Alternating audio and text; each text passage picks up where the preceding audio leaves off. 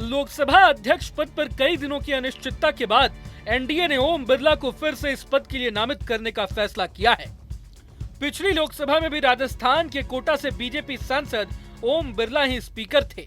इस खबर के सामने आने के बाद जम्मू कश्मीर के पूर्व मुख्यमंत्री और नेशनल कॉन्फ्रेंस के नेता उमर अब्दुल्ला ने बीजेपी पर कटाक्ष करते हुए नीतीश कुमार और चंद्रबाबू नायडू को आगाह किया है।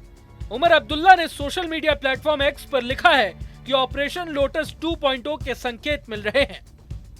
यही नहीं, अब्दुल्ला ने लिखा है कि नीतीश बाबू और सीबीएन गारू सावधान रहें, पहला निशाना आप दोनों ही हो सकते हैं।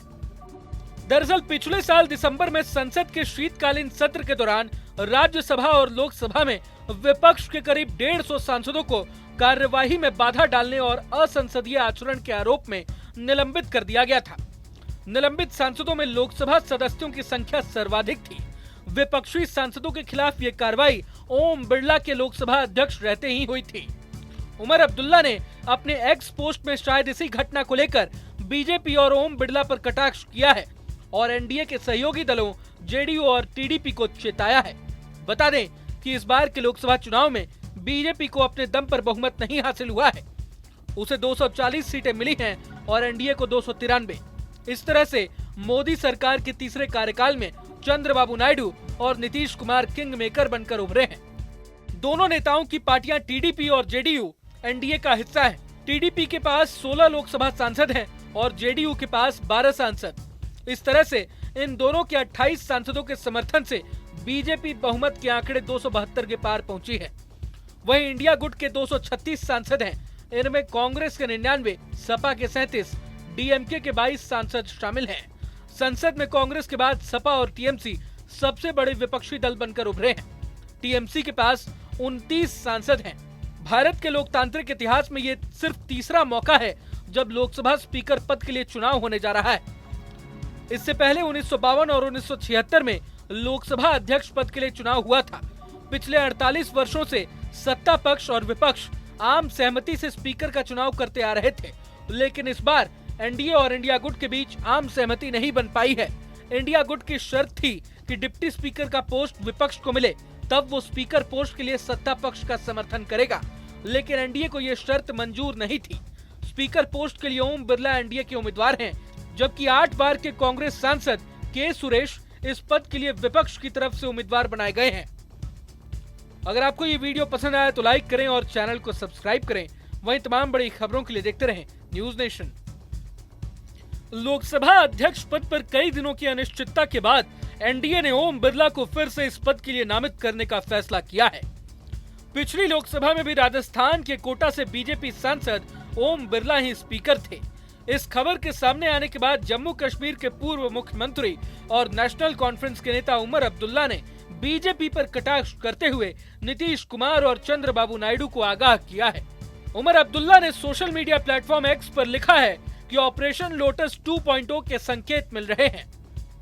यही नहीं, अब्दुल्ला ने लिखा है कि नीतीश बाबू और सीबीएन गारू सावधान रहें, पहला निशाना आप दोनों ही हो सकते हैं। दरअसल पिछले साल दिसंबर में संसद के शीतकालीन सत्र के दौरान राज्यसभा और लोकसभा में विपक्ष के करीब 150 सांसदों को कार्यवाही में बाधा डालने और असंसदीय आचरण के आरोप में निलंबित कर दिया गया था। निलंबित सांसदों में लोकसभा सदस्यों की संख्या सर्वाधिक थी। विपक्षी सांसदों के खिलाफ ये कार्रवाई ओम बिरला के लोकसभा अध्यक्ष रहते ही हुई थी। उमर अब्दुल्ला ने अपने एक्स पोस्ट में शायद इसी घटना को लेकर बीजेपी और ओम बिरला पर कटाक्ष किया है और एनडीए के सहयोगी दलों जेडीयू और टीडीपी को चेताया है। बता दें कि इस बार के लोकसभा चुनाव में बीजेपी को अपने दम पर बहुमत नहीं हासिल हुआ है। उसे 240 सीटें मिली हैं और एनडीए को 293। इस तरह से मोदी सरकार के तीसरे कार्यकाल में चंद्रबाबू नायडू और नीतीश कुमार किंग मेकर बनकर उभरे हैं। दोनों नेताओं की पार्टियां टीडीपी और जेडीयू एनडीए का हिस्सा है। टीडीपी के पास 16 लोकसभा सांसद हैं और जेडीयू के पास 12 सांसद। इस तरह से इन दोनों के 28 सांसदों के समर्थन से बीजेपी बहुमत के आंकड़े 272 के पार पहुंची है। वहीं इंडिया गुट के 236 सांसद हैं। इनमें कांग्रेस के 99, सपा के 37, डीएमके के 22 सांसद शामिल हैं। संसद में कांग्रेस के बाद सपा और टीएमसी सबसे बड़े विपक्षी दल बनकर उभरे हैं। टीएमसी के पास 29 सांसद हैं।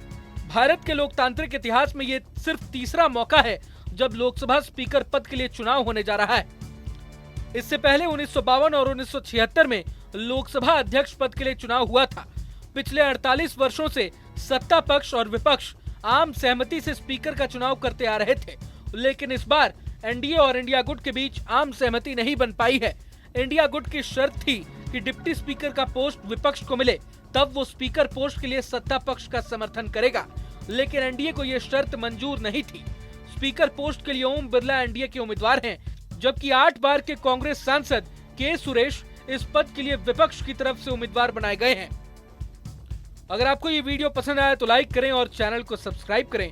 वहीं तमाम बड़ी खबरों के लिए देखते रहें न्यूज नेशन। लोकसभा अध्यक्ष पद पर कई दिनों की अनिश्चितता के बाद एनडीए ने ओम बिरला को फिर से इस पद के लिए नामित करने का फैसला किया है। पिछली लोकसभा में भी राजस्थान के कोटा से बीजेपी सांसद ओम बिरला ही स्पीकर थे। इस खबर के सामने आने के बाद जम्मू कश्मीर के पूर्व मुख्यमंत्री और नेशनल कॉन्फ्रेंस के नेता उमर अब्दुल्ला ने बीजेपी पर कटाक्ष करते हुए नीतीश कुमार और चंद्रबाबू नायडू को आगाह किया है। उमर अब्दुल्ला ने सोशल मीडिया प्लेटफॉर्म एक्स पर लिखा है कि ऑपरेशन लोटस 2.0 के संकेत मिल रहे हैं।